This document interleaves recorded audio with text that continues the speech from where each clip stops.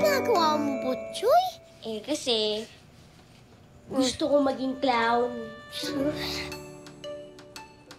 Bakit? Alam mo, pangarap ko kasi talagang maging clown. Kasi pag nagpapatawa ng mga tao, marami kang makikitang pera. Tsaka marami ka na rin mabibiling pagkain at hindi mo na rin kailangan mag-aral.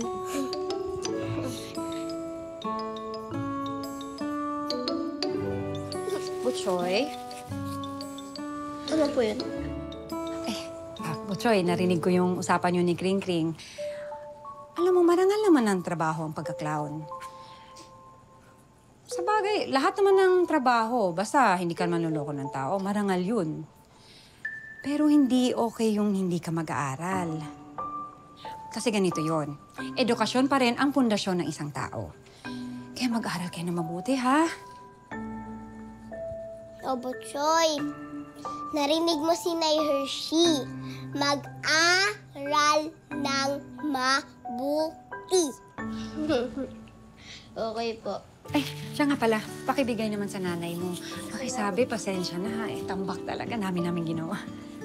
Sige, okay lang po yun. Maraming salamat po, ah. Sige po, mauna na po ako. Sige, ingat. Opo. Mag-aral na mabuti.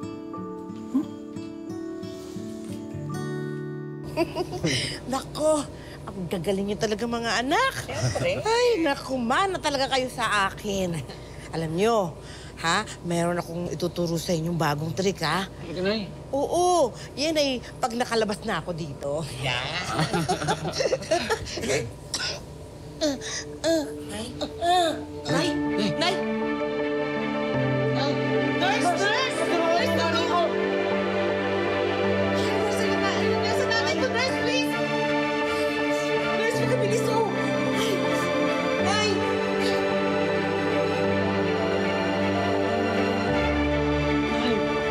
Nay! Sige na, natawag mo po si Doc.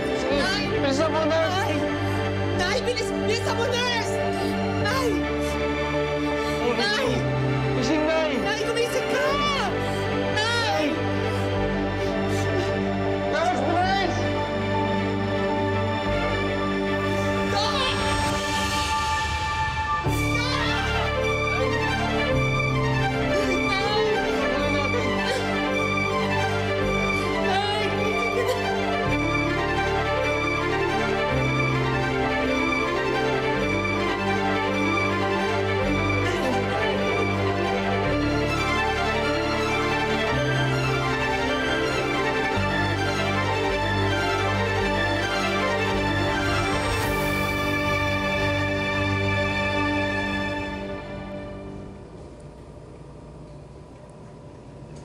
Dok, kamusta na po ang lagay ng nanay ko? Hindi na natin kayang ipagpaliban ang operasyon ng nanay niyo. Dok? Kailangan masagawa na natin sa lalong madaling panahon ang heart bypass.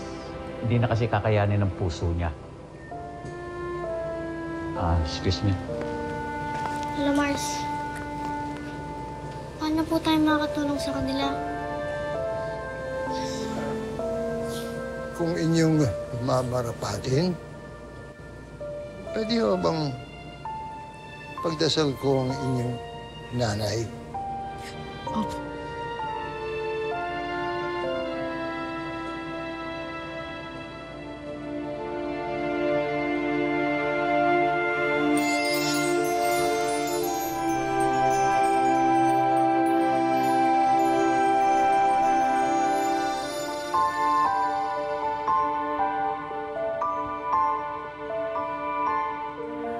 Panginoon Diyos, alam namin lahat na kayo ang pinakamagaling na manggagamot.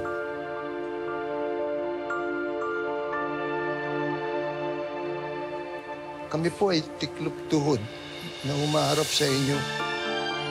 Tulungan niyo po si Rita. Yung mga anak niya po gumawa na lang ng paraan para lamang siya ay gumaling at mabayaran ng mga gastusin sa ospital. Tulungan niyo po siya. ng mga sandaling yun, wala akong kamuwang-muwang na yun pala ang umpisa ng himala sa aking buhay. Ang kakayahan ni Lolo Mars na magbigay ng pag-asa sa mga nangangailangan.